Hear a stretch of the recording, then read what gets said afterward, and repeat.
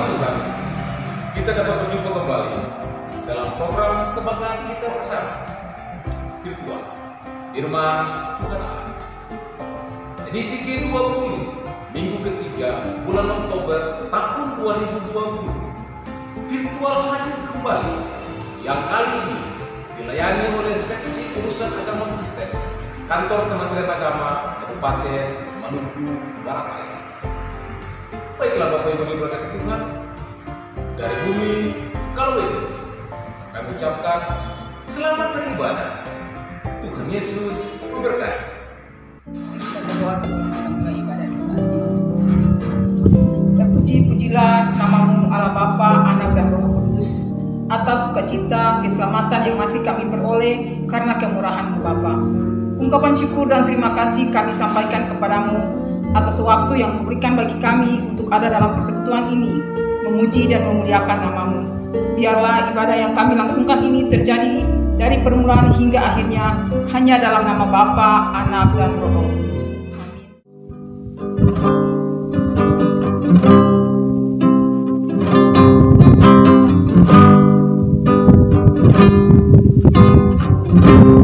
Kau membentuk hidupku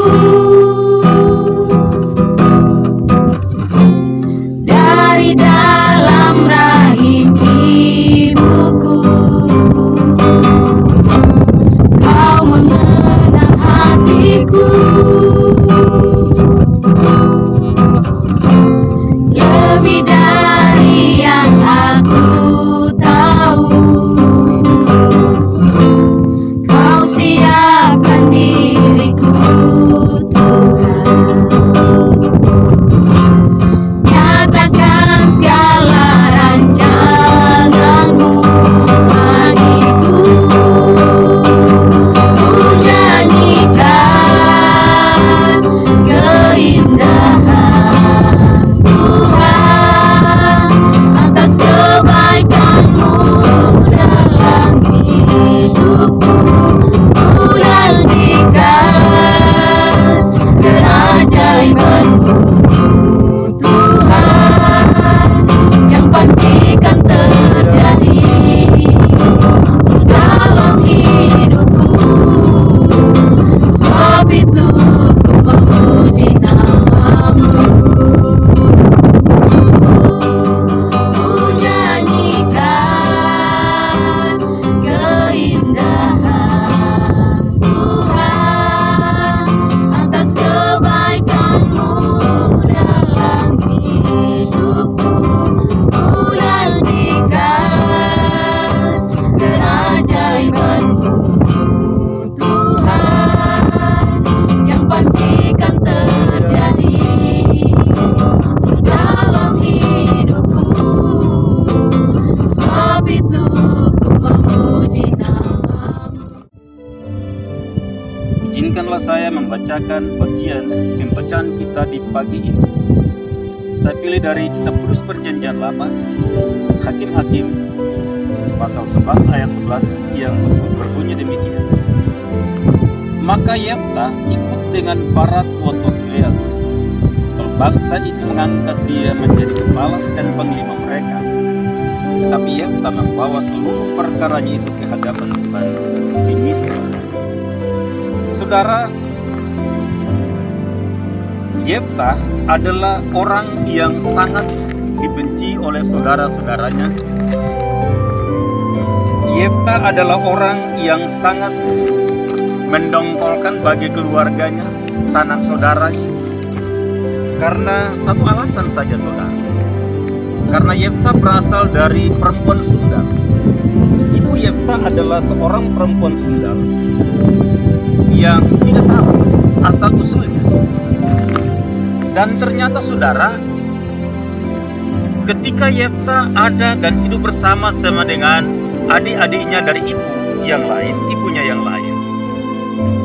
Ketika adik-adiknya atau anak-anak dari ibu yang sah ini, mereka besar dan akhirnya mereka menganggap bahwa Yeftah akan mengambil bagian di dalam pembagian warisan keluarga.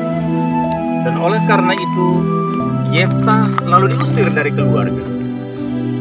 mereka katakan kepada Yefta bahwa kamu tidak layak untuk mendapatkan bagian dari warisan keluarga kami, karena engkau bukan berasal dari satu suku bersama dengan kami. Dan Yefta tidak berbuat apa-apa dalam hal ini. Yefta lalu pergi keluar dari rumah. Dia menyadari sungguh bahwa dia memang betul berasal dari perempuan Sunda dan tidak tahu asal-usul dari ibunya. Saudara kekasih Tuhan, dia pergi bergabung dengan perampok-perampok. Bahkan dia menjadi kepala perampok. Bergabung dengan perampok-perampok dan mereka merampok setiap orang yang lewat di sana. Tetapi saudara kekasih Tuhan, tahukah saudara bahwa latar belakang kehidupan seseorang tidak lalu menjadi sebuah ancaman bagi kehidupan. Latar belakang seseorang lalu tidak menjadi sesuatu hambatan baginya untuk berkarya, untuk bekerja bagi rumah tangga dan keluarga, bagi bangsa dan negara. Saudara, ketika umat Israel dijajah oleh bangsa Amon, mereka terdesak. Alkitab mengatakan bahwa mereka terdesak dan akhirnya mereka mencari seorang pemimpin.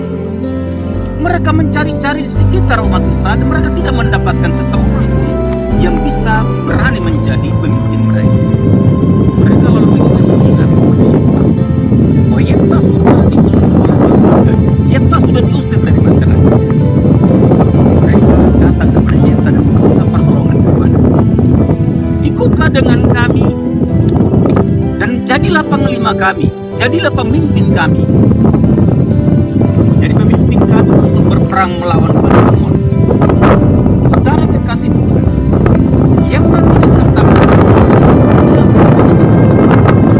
mengatakan kepada mereka, apakah kalian tidak keliru? Bukankah kalian sudah mengusir aku dari keluargaku, dari bangsaku, dari rumah tanggaku? Mengapa kalian datang menjemput aku menjadi pemimpin kalian? Lalu tua-tua Gilead katakan kepada dia bahwa kami akan mengangkat engkau menjadi pemimpin kami jika engkau mengikuti dengan kami. Saudara kekasih Tuhan, Yefta tidak lalu percaya kepada mereka. Yefta katakan, siapa yang menjadi saksi antara aku dengan kamu? Mereka mengatakan bahwa ayat yang ke-10 dibilang bahwa lalu kata para tua-tua Gilead kepada Yefta, demi Tuhan yang mendengarkannya sebagai saksi antara kita, kami akan berbuat seperti katamu. Saudara, mereka katakan kepada Yefta bahwa yang menjadi saksi antara mereka dengan Yefta adalah Tuhan. Saudara, kalau para tua-tua Gilead melakukan nazar perjanjian dengan Tuhan untuk mengangkat Yefta menjadi seorang pahlawan, seorang panglima, maka Yefta lalu maju selangkah lebih jauh daripada mereka. Yaitu kita lihat pada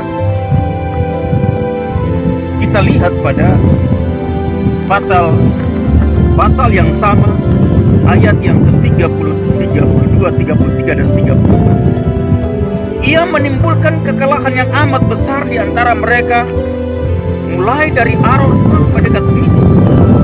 20 kota banyak anak atau perempuan.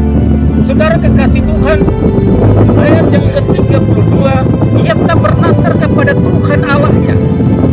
Sekalipun dia sudah dijemput oleh tua-tua Gilead, tua-tua Israel untuk diangkat menjadi panglima mereka, tetapi Yefta tidak membanggakan diri, saudara. Yefta tetap membawa seluruh persoalannya kepada Tuhan di Mizpah. Itu tidak menjadi alasan bagi dia untuk menyombongkan diri, saudara. Tetapi Yefta tetap tunduk di bawah kekuasaan Tuhan. Yefta tunduk di bawah hadirat Tuhan. Yefta tunduk di bawah keputusan Tuhan. Karena itu, ketika Bani Amon menyerang mereka, Yefta menjadi pemimpin Israel dan mereka, catatan Alkitab mengatakan bahwa Yefta memimpin mereka mengalahkan 20 kota banyaknya. Saudara kekasih Tuhan, dia sebelum berperang melawan Bani Amon, dia bernazar untuk Tuhan. Tuhan, jika engkau menyerahkan Bani Amon ke dalam tanganku, maka ketika aku pulang di Mizpah, Dan ketika siapa yang keluar dari rumah orang pertama, dia itulah akan kupersembahkan kepada Tuhan sebagai korban bakaran. Saudara, kalau tua-tua Gilead melakukan perjanjian dengan Yefta, disaksikan oleh Tuhan, maka Yefta maju selangkah lebih jauh ke depan, yaitu dia mempersembahkan anaknya kepada Tuhan. Dia tidak tahu bahwa yang akan menjemput dia dengan tari-tarian dan rebana adalah anaknya satu-satunya, anaknya perempuan. Saudara kekasih Tuhan, sanggupkah kita melakukan tindakan seperti yang Yefta lakukan? Saudara, sekecil apapun tanggung jawab yang Tuhan Allah berikan kepada kita, kita mesti lakukannya dengan sepenuh hati, dengan penuh tanggung jawab. Apa pekerjaan kita, apapun posisi kita di kantor, apapun posisi kita di rumah tangga, keluarga, bahkan masyarakat, kita mesti melakukannya dengan penuh takut akan Tuhan. Karena apa? Apa yang ada pada kita, semuanya itu adalah milik Tuhan. Saudara kekasih Tuhan, ketika Yefta melihat anaknya menjemput dia di pintu rumah, dia lalu mengatakan, anakku, mengapa engkau menyusahkan papamu? Yefta tahu bahwa selain anak perempuan satu-satunya ini, tidak ada lagi orang lain yang akan meneruskan keturunan. Tapi karena perjanjian Yefta dengan Tuhan adalah hanya kepada Tuhan. Dan saudara kekasih Tuhan, apakah Yefta lakukan apa yang didasarkan untuk Tuhan, dijanjikan untuk Tuhan? Dia lakukan, saudara. Kata anaknya, lakukanlah apa yang menjadi perjanjianmu dengan Tuhan Allahmu, tetapi izinkanlah aku untuk naik ke atas gunung untuk meratapi kegadisan selama 2 bulan lamanya. Saudara, pengaruh sekecil apapun di dalam kehidupan kita, di dalam pekerjaan kita, dalam tugas dan tanggung jawab kita, mesti kita lakukan dengan penuh hati. Kalau kita sudah katakan kita mau melayani masyarakat secara baik, kita melayani pekerjaan Tuhan secara baik, tanpa memilih, tanpa memandang bulu, kita lakukan dengan segenap hati. Karena Tuhan akan menyediakan segala sesuatu lebih daripada apa yang kita punya. Saudara kekasih Tuhan, sanggupkah kita? Pertanyaan sederhana, sanggupkah kita melakukan seperti yang dilakukan oleh Yefta? Kalau kita sudah dibuang, kalau kita sudah diceraikan, kalau kita sudah didiskreditkan dari keluarga, tiba-tiba mereka datang kepada kita dan minta pertolongan kepada kita, apakah kita bisa melepaskan pengampunan? Saudara kekasih Tuhan, saya ingatkan saudara, ada 2 dosa yang tidak bisa diampuni, saudara. Dosa yang pertama tidak bisa diampuni adalah berdosa kepada Roh Kudus. Dosa yang kedua adalah Alkitab berkata, lepaskan dulu pengampunanmu kepada saudara, baru aku datang. Dan karena itu, jika ada akar pahit dalam kehidupan kita, lepaskan sekarang. Datanglah kepada Tuhan, layanilah Dia dengan segenap hati. Saya akan mundur di hadapan saudara-saudara, tapi Roh Kudus akan bekerja, akan mendatangkan kebaikan lebih daripada apa yang saudara dengar hari ini. Tuhan menolong kita sekalian. Amin. Mari kita berdoa. Bapa Surgawi,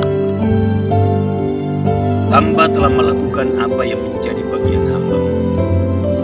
Sisa yang tidak bisa hamba lakukan adalah bagiannya Tuhan.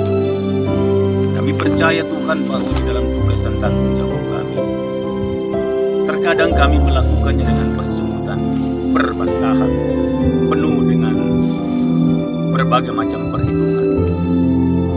Kami hari ini mau bilang untuk Tuhan, ajarlah kami Roh Kudus, untuk kami melayani pekerjaan yang Tuhan percayakan kepada kami, tanpa memperhitungkan apa-apa, tanpa memperhitungkan upah, tanpa memperhitungkan jabatan dan sebagainya. Kiranya kami bersama dengan Tuhan tidak akan pernah sia-sia. Berdoa menyerahkan insan Kementerian Agama Provinsi Maluku di 11 kabupaten kota.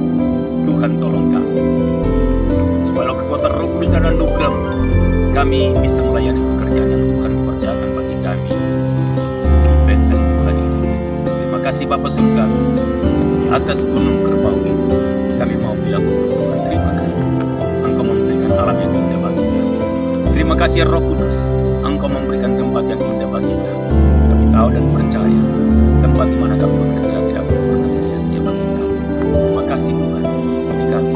Dalam nama Tuhan Yesus kami berdoa dan mengucap syukur. Amin. Program virtual yang telah kita saksikan bersama-sama dari Kabupaten Maluku Barat. Semoga firman kebenaran yang telah kita dengar bersama dapat menjadikan kita lebih kuat, menjadikan kita lebih tangguh dalam melaksanakan tugas tanggung jawab pengabdian kita kepada bangsa dan negara. Akhir kata, saya pamit undur dari hadapan Anda. Kita akan bertemu kembali dalam edisi virtual selanjutnya. Jangan lupa jaga kesehatan, pakai masker, jaga jarak, dan semoga Tuhan memberkati kita semua. Shalom.